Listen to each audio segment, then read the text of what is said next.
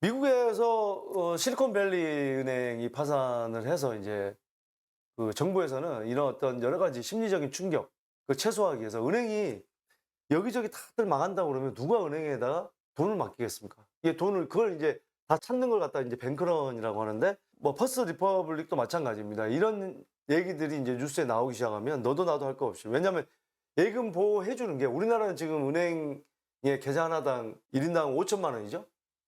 미국은 대략적으로 하나로 하면 한 2억 5천 정도 됩니다. 이게 22만 불인가? 2억 5천 정도 되는데 어쨌든 그 이상을 가지고 있는 사람들은 뭔가 리스크가 있으니까 찾으려고 하죠. 그러다 보면 은행에서 돈들이 다 빠져나가요. 이걸 뱅크런이라고 하는데 이게 이제 그렇게 되면은 그런 어떤 뉘앙스만 뉴스에서 흘러나와도 이렇게 은행이 망할 수가 있다.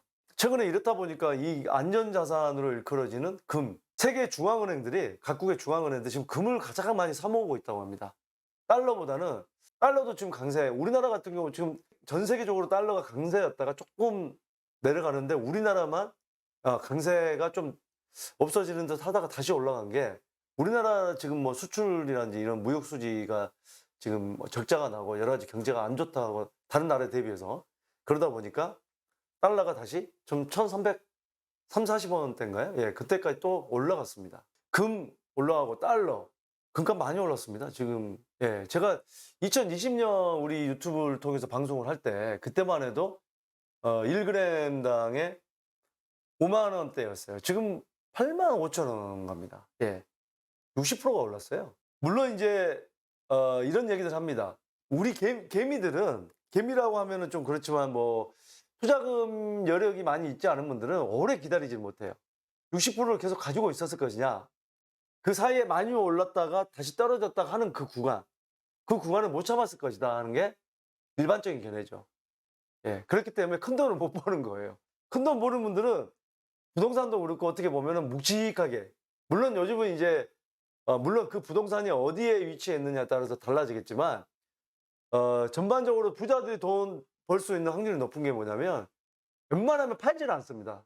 사기만 하지. 돈이 많으니까 계속 제끼기만 하죠. 그러니까 그게 갑자기 10배가 되고 예. 한 20년, 30년 지나면 100배가 되는 것도 있는 거죠. 근데 그게 큰 돈이 되는 거예요. 근데 주식도 마찬가지입니다만 우리 일반 뭐 개미를 일컬어지는 뭐 2030이나 또 소액 투자자들 몇 천만 원 가지고 이제 또 대출 받아서 이렇게 하시는 분들은 금방금방 떨어지면 또 더 떨어질까 봐 손절하고 올라가면 또 내려갈까 봐 빨리 예, 그 매도하고 그래서 이제 큰 돈을 못 버는 건데 물론 이제 그런 것을 아주 이 어떤 투자 경험이 많이 없어도 이런 어떤 마인드 컨트롤을 아주 잘해 가지고 묵직하게 그냥 둬서 또 큰 시세 차익을 보는 분도 간혹 있습니다. 근데 많지는 않다는 거죠. 그래서 어 주식도 그렇고 일반 소액 투자자들은 돈을 벌 수가 없는 여러 가지 구조가 이런 심리 상태 때문이죠. 자, 아무튼 간에 이렇게 은행들이 많이 파산을 함으로써 또 비트코인 쪽으로 많이 몰려들어서 비트코인이 올해 많이 올랐는데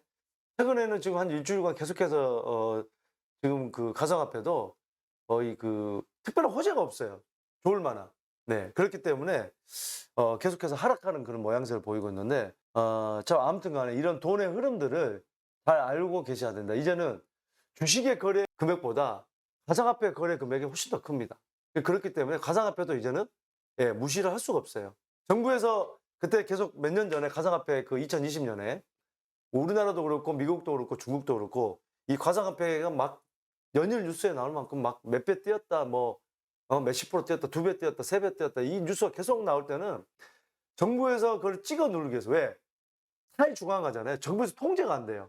각국 정부는 통제가 되기를 바라죠. 그 나라 경제를. 근데 이 가상화폐는 전 세계가 탈중앙화 어떤 그런 화폐 역할을 할 수가 있는 거기 때문에 미국에서 찍어 누르고 중국에서도 예, 채굴을 많이 했던 건데 그 전기세가 싸고 그쪽이 이제 인건비가 싸고 하니까 중국에서 채굴을 많이 했는데 그걸 못하게 하고 그래서 가상화폐 가격이 이제 폭락했죠. 물론 이제 경제도 안 좋아졌지만 그래서 폭락을 계속하면서 하다가 다시 또 올해 들어서서 많이 이제 올라섰는데 정부에서는 이제는 너무 이제 지금 보면은 이 코인도 지금 뭐 주식도 마찬가지입니다만 김찬정 씨가 연루된 지금 주가 조작 계속해서 뉴스에 나옵니다만 이 주가 조작하는 사람도 있습니다만 우리나라가 경제 이 사범들에 대한 처벌이 미국 같은 경우 보세요. 지금 그 루나 사태라 해서 코인 50 거의 시가총액 55조까지 갔다가 한순간에 휴지 조각이 된 그 권도용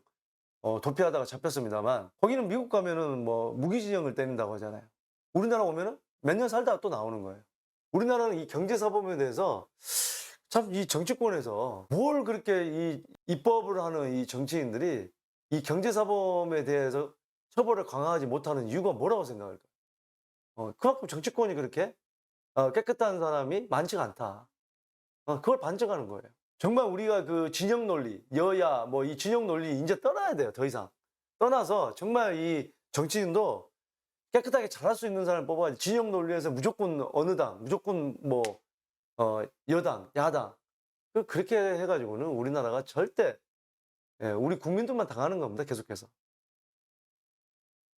거기다가 이제 이 코인도 규제를 한다고 하니까 정부에서 규제를 한다는 것은 사실상 코인도 이제는 음지에서 양지로 해주는 규제책을 마련한다는 겁니다. 그렇기 때문에 사실상 이제는 인정을 해준다는. 그때랑 달라진 거는 2020년 이때는 각국 정부가 무조건 이거는 화폐로 인정 못한다 아예 대놓고 얘기를 했죠. 뭐 그때 금감위원장인지 뭐 그런 분들이 나와서 지금은 이제는 인정을 안 할 수가 없어요. 주식보다 더 이 시가총액이 큰데 어떻게 인정을 안 하겠습니까? 그렇기 때문에 정부에서 이제는 규제안을 마련해서 제도권을 넣는 그런 이제 상황이 되기 때문에 우리가 과연 이거를 무조건 도박이다라고 생각할 게 아니고 이제는 이런 흐름도 우리가 이해를 하면서 세상이 이렇게 바뀌어가고 있구나.